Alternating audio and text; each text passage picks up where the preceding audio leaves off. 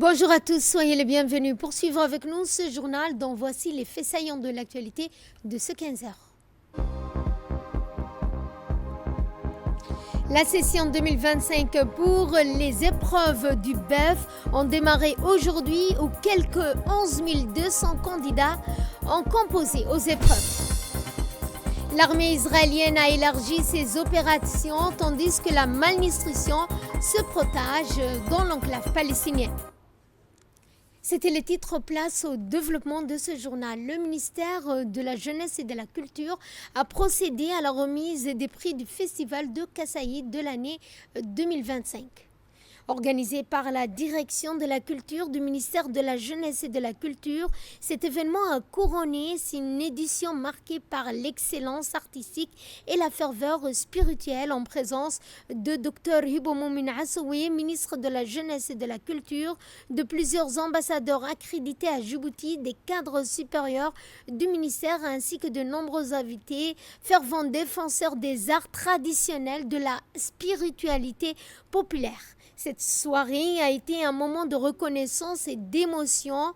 8 troupes ont été distinguées pour la qualité exceptionnelle de leur interprétation, la profondeur de leur texte et la rigueur de leurs prestations scéniques. Un récital des chants spirituels finalistes ont ponctué la cérémonie, offrant ainsi au public une immersion dans la beauté de la diversité du patrimoine musical djiboutien.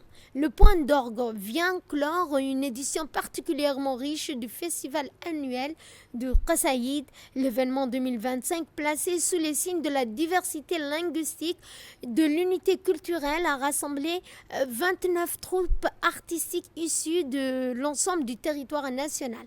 La répartition des troupes témoigne de la richesse du patrimoine national culturel. 13 troupes en langue afar, 8 troupes en langue somali, 3 troupes en langue arabe et 6 troupes venues des régions de l'intérieur du pays, reflétant ainsi et ceux des régions reflétant la pluralité des sensibilités spirituelles du pays et la vitalité de la tradition orale.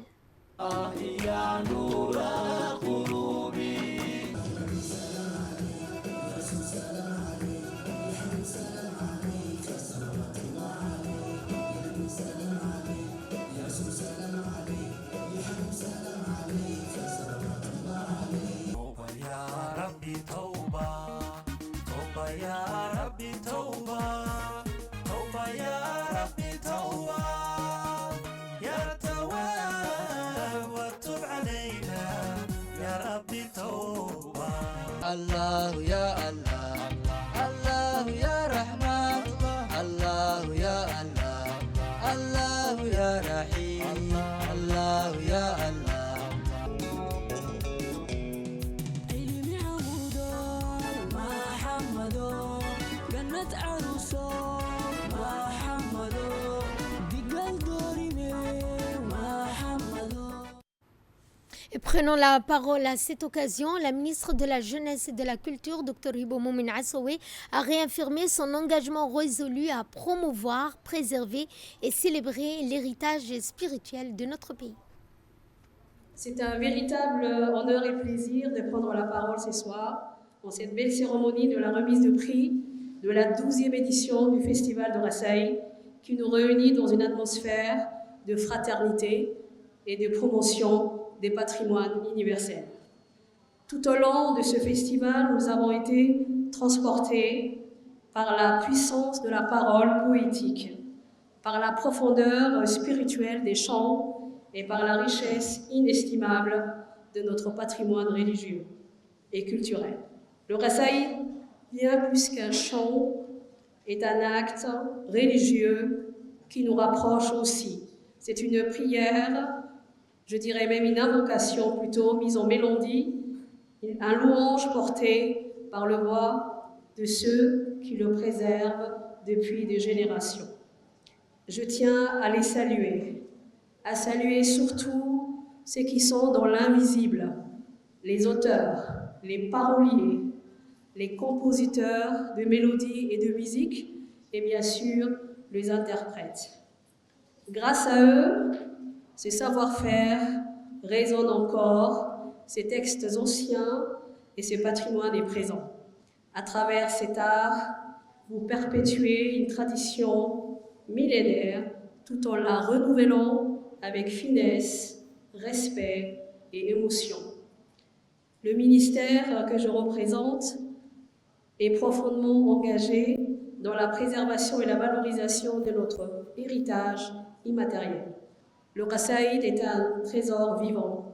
Il mérite d'être soutenu, transmis aux générations futures et célébré, comme c'est le cas ce soir. Je félicite les lauréats de cette édition. Votre talent, votre rigueur et la ferveur poétique sont pour nous une source d'inspiration. Vous êtes les gardiens d'une tradition qui parle à l'âme et vous portez haut les couleurs de notre culture.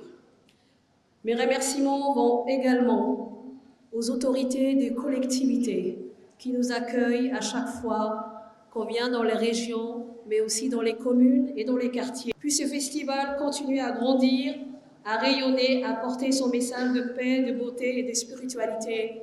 Et nous comptons bien sûr tout le temps sur nos partenaires pour nous appuyer. Également dans l'actualité, le Forum culturel de la Mer Rouge a officiellement tiré sa révérence à l'issue d'une riche programmation marquée par des échanges intellectuels, des expositions artistiques et des performances inspirantes. La scène du Forum culturel de la Mer Rouge a été illuminée par des performances inspirées des artistes nationaux que nous vous proposons de suivre.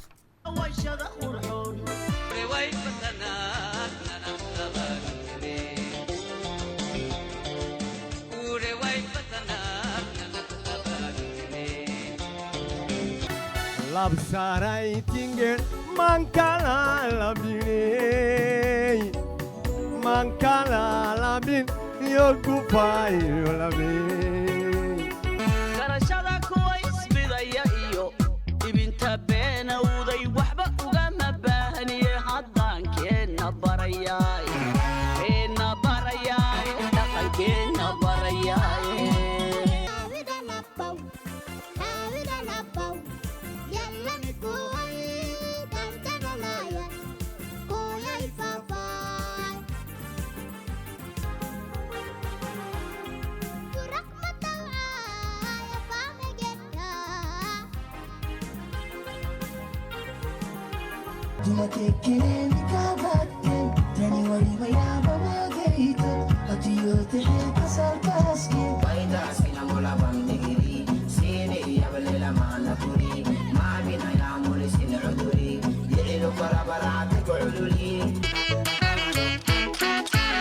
فرتميتي توبكوي أهلا وسهلا أرحباي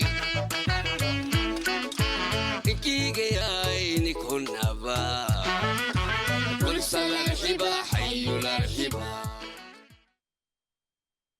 La soirée de clôture a également été marquée par des prestations émouvantes des troupes de danse traditionnelles venues des différents pays riverains de la Mer Rouge. Chaque performance a été accueillie avec enthousiasme par le public, mettant en lumière les racines communes et la richesse des expressions artistiques régionales.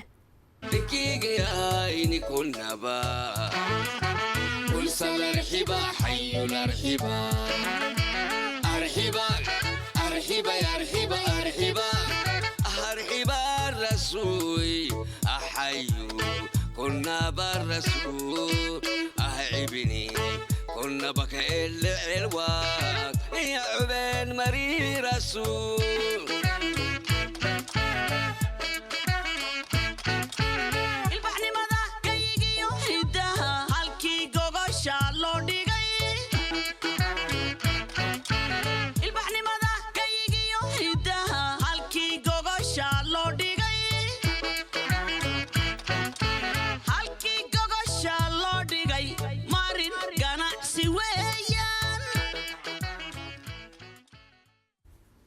Éducation cette fois, ou bien les épreuves du brevet d'études fondamentales ont démarré aujourd'hui sur toute l'étendue du territoire national où quelques 11 200 candidats se sont présentés aux épreuves du BEF, dont 45 centres d'examen de la capitale, mais aussi des 5 régions de l'intérieur. L'épreuve du brevet des titres fondamentaux, le BEF, pour la session 2025 pour les élèves de 9e année ont démarré ce dimanche 25 mai 2025 dans les centres d'examen prévus de la capitale et dans les régions. Cette année, quelques 11 200 candidats se sont présentés aux épreuves écrites du BEF dans les 45 centres d'examen de la capitale et de régions de l'intérieur. Conformément à la politique de la décentralisation, les examens se déroulent aussi bien dans la capitale où quelques 21 centres d'examen ont été mis en place dans les différentes communes de Djibouti-Ville et 22 autres sont opérationnels dans les régions de l'intérieur. Plusieurs centaines d'enseignants et de personnels administratifs sont également mobilisés pour assurer la bonne tenue des examens. Très tôt le matin, les centres d'examen ont ouvert et les candidats ont planché sur les épreuves écrites dans les disciplines principales comme le mathématique, le français. Les mêmes fois avaient mis le petit plat dans le grand pour assurer une parfaite organisation des épreuves. Sécurité de site des examens, mobilisation policière, mais aussi des enseignants et des personnels administratifs pour assurer la surveillance des salles d'examen et prévenir ainsi toute éventuelle fraude. Le secrétaire général du MENFOP, Mohamed Abdallah Mahyoub, accompagné de l'inspecteur général Mohamed Abdo, de la directrice générale de la scolarisation et de l'enseignement général Madame Loula Ali Ilabé, ainsi que de hauts cadres du MENFOP, a visité plusieurs centres d'examen de la capitale pour constater de près le bon déroulement des épreuves. Et à cet effet, la directrice générale de la scolarisation nous a livré ses impressions concernant les examens du BEF. Aujourd'hui, c'est un jour important parce que c'est le jour où les élèves de 9e année passent le brevet de l'enseignement fondamental. Quelques 11 200 élèves sont en train de composer dans toute la République de Djibouti, répartis en 47 centres. À Djibouti, les candidats sont au nombre de 9 673 qui passent les épreuves réparties sur 21 centres. Donc, c'est une évaluation, mais c'est plus qu'une évaluation parce que c'est l'aboutissement de 9 années d'apprentissage de discipline. Je tiens à adresser un message d'encouragement et de confiance. Dans l'actualité également, il y a cet atelier international sur l'intégration de l'histoire générale de l'Afrique dans les systèmes éducatifs qui a été organisé à Abidjan du 19 au 21 de ce mois.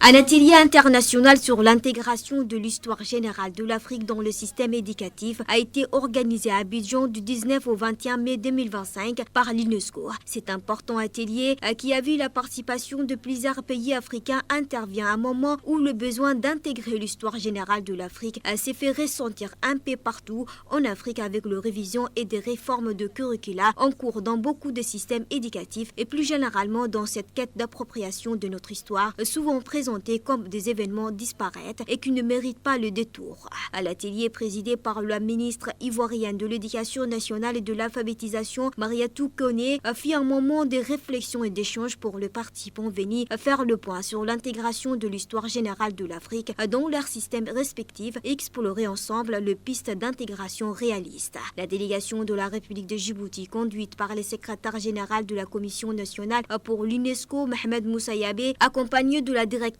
du CRIPEN, Madame Roda Mahmoud Issa, et de l'inspecteur d'histoire-géographie, Bachir Mohamed Ali, a participé aux échanges et aux débats. La délégation djiboutienne a saisi cette occasion pour exposer sa vision, en mettant en lumière ses priorités, ses besoins ainsi que les opportunités à valoriser. Elle a également présenté sa démarche et sa réflexion sur l'intégration progressive de la richesse documentaire. Le chef d'état-major général des armées, le général de corps armé, Zakaria Cheikh Ibrahim, a reçu aujourd'hui au camp Cheikh Ousmane, le nouvel attaché militaire près de l'ambassade du Royaume d'Arabie Saoudite à Djibouti, le colonel Abdelrahman Ben Mohamed Al-Abbasi, dans le cadre d'une visite de courtoisie. Cette rencontre a été l'occasion de souhaiter la bienvenue au nouvel attaché militaire saoudien et de réaffirmer les liens de coopération militaire solides et historiques qui unissent la République de Djibouti et le Royaume d'Arabie Saoudite. Les échanges ont porté sur les perspectives de renforcement de la coopération bilatérale dans les domaines militaires. Le chef d'état-major général des armées a exprimé son attachement à la consolidation des relations stratégiques stratégique et entière disponibilité à œuvrer ensemble pour relever les défis sécuritaires communs. يبقى ودارتون وقداح الساري. Nous allons parler de la météo cette fois. Le thermomètre ne rigole plus à Djibouti-Ville qui a tendance à se prendre pour un four à chaleur tournante dès que le soleil monte un peu. A vue, ces rues se vident aux heures les plus chaudes selon les chiffres compilés par la Direction générale de la météorologie. Il fait plus chaud, plus vite et ça empire chaque année. Les prévisions ne sont guère plus réjouissantes. La saison chaude pourrait bien s'éterniser jusqu'à septembre, accompagnée de vagues de chaleur régulières, de pics records et d'une consommation d'électricité en flèche. Quant aux travailleurs extérieurs, souvent en première ligne face à cette montée de température difficile, n'échappent pas à la fournaise. Pour eux, ce sont des journées longues, pénibles et parfois dangereuses, alors même que les autorités assurent donc les travailleurs à travailler à améliorer les systèmes d'alerte. Une chose est sûre, il serait bien avisé de mettre un peu plus d'eau dans sa gourde. Et pour plus de précision concernant ces pics de chaleur, on écoute l'un des responsables de la météorologie. Si on parle de la chaleur d'hier, ce qui a provoqué les chaleurs, c'est l'augmentation de l'humidité. On avait une température de 39 degrés et avec l'humidité de 70%. Donc, plus l'humidité augmente, plus la température sec augmente. Donc, les gens ressentent la température à maximum. C'est-à-dire que le corps humain ressentait les chaleurs maximum, comme si c'était 45. Alors la normale, c'était 41. Donc c'est les températures ressenties par la population. Et que tout ça, même aujourd'hui, actuellement, à 11h, on avait fait l'observateur a prélevé 37 degrés température. Par contre, l'humidité était 50%. Donc plus l'humidité augmente, plus la température aussi augmente. La température sec augmente, donc ce qui provoque l'humidité qui augmente, qui cause qu'il n'y a pas de circulation des vents. Donc les gens ressentent la chaleur. Et une fois que les gens reçoivent les salaires, c'est à ce moment que la température ressentie pour les individus, c'est comme si c'était maximum. Par contre, la température est toujours à peu près entre 39 et 40, de 35 jusqu'à 40, mais pas plus. Mais les gens nous posent des questions comme quoi, est-ce que l'été a déjà commencé? L'été n'a pas encore commencé, mais bientôt va commencer. Ce qui est pire, c'est lorsqu'il y a les changements intermittents, qu'il y a la saison de l'hiver sort et que l'été rentre. Donc à ce moment, c'est l'intermittente. Donc à ce moment, il fait plus chaud que l'été. Donc c'est pour ça qu'il y en a, les gens reçoivent les salaires, mais une fois que dans les prochains mois, il y aura la pluie, surtout dans les zones montagneuses, les Karma, on dit souvent les Karam. Donc en Somalie, on dit Karam. En fait, il n'y aura pas de salaire comme ça. Par contre, pour l'instant, c'est le débit. Toujours lorsqu'il y a les changements, début, on reçoit toujours c'est un peu serré. Et c'est pour ça c'est le manque d'oxygène, le manque de vent qui cause l'humidité. En sport, cette fois, l'équipe de Télécom, championne nationale, l'équipe d'Assas a été sacrée championne de la saison 2024-2025 de la Ligue de football de la première division de Djibouti. La cérémonie d'investiture du champion de la saison a eu lieu hier soir après le dernier match de l'équipe contre le SDC Group. Le couronnement de l'équipe intervient après une absence du podium qui a duré 4 saisons. L'équipe d'Assas a remporté le championnat avec plusieurs points d'avance sur l'équipe des gardes-côtes. Une grande foule de supporters d'Ali Sabié s'est rendue au stade pour célébrer cette victoire de l'équipe. Cet événement a vu également la participation du président du club, Ousmane Ouaes, des membres du conseil d'administration, ainsi que du vice-président de la Fédération djiboutienne de foot, Mouhiaddine, d'un grand nombre d'autorités de la région d'Ali Sabié, dirigées par le préfet Abdelmalik Mohamed Benoïta, le président du conseil régional, Charmaki Hassan. L'équipe jouera à la fois à la Ligue arabe des champions et de la Ligue africaine des champions cette saison.